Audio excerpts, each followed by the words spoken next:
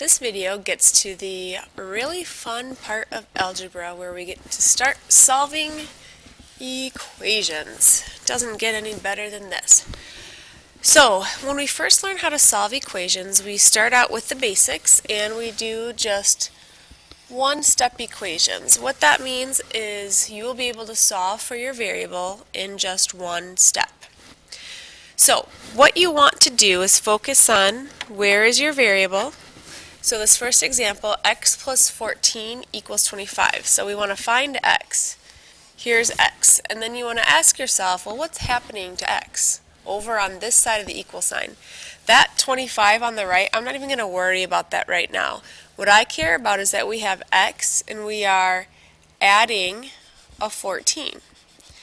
So maybe off on the side, we're adding a 14. That's what we're doing to x. So the question is, what is the opposite of adding a 14? Well, addition and subtraction are inverse operations, so the opposite of adding will be subtracting. So if you have plus 14, there we go. The opposite of that is to subtract 14. Get rid of that too. Alright, so 14 minus 14 is 0, so we get to go ahead and cross those two off.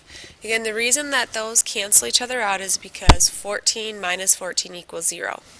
Now, because this is an equation with an equal sign in the middle, whatever you do on the left side, you have to do on the right side as well. So I'm going to go ahead and subtract 14 over here. Now, on the left, we canceled out our 14, so all that we have left is x. Maybe I'll do a line. So we have x, bring down your equal sign, and then what is 25 minus 14? 25 minus 14 is 11, and there is our answer. So all we had to do was subtract 14 from both sides to find x. And again, that is the work that you have to show when you solve these equations. I don't want you to do these in your head. I don't know if you're guessing or checking or if you're actually using the proper steps to solve an equation. Alright, moving on, we have n minus 8 equals 5. So find your variable. Here it is right here. What are we doing to n? We are subtracting an 8. So the question is, what's the opposite of subtracting? Addition and subtraction go together. So the opposite of subtracting 8 will be to add 8. So we'll go ahead and add 8 right below it. Now negative 8 plus 8 equals 0, so we get to cross those off. But we don't want to forget, if we're going to add 8 on the left, we also have to add 8 on the right side of our equation. So we rewrite what we have. Negative 8 plus 8 is 0, so we cross those off, leaving us with n on the left side.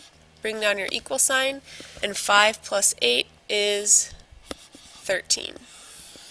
So n equals 13. Alright, move into the second row. Find your variable. Here's the x. I'm not even going to worry about the 24. I only care about that 4 next to the x. So when a number is connected to the x like that, that is going to be multiplication. So x is being multiplied by a 4. So the opposite of multiplying will be dividing. Multiplication and division go together.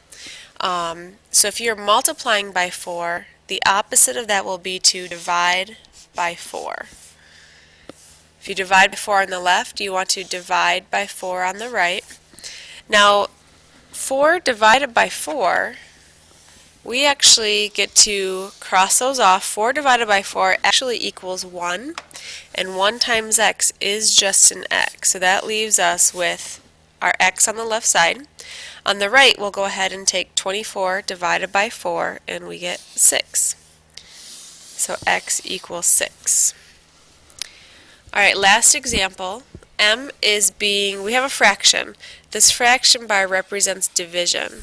So m is being divided by a negative 4. So we have to do the opposite of that. Multiplication and division are inverse operations. They are opposite of each other. So if you are dividing by a negative 4, the opposite will be to multiply by a negative 4. I like to write a negative 4 over 1 when I'm dealing with fractions. Make sure you multiply the right side by a negative 4 as well. Now on the left, this negative 4 divided by negative 4 actually equals 1, so we get to cancel those out, leaving us with just our m. bring down your equal sign, and then a positive 5 times a negative 4 is a negative 20. So m equals negative 20.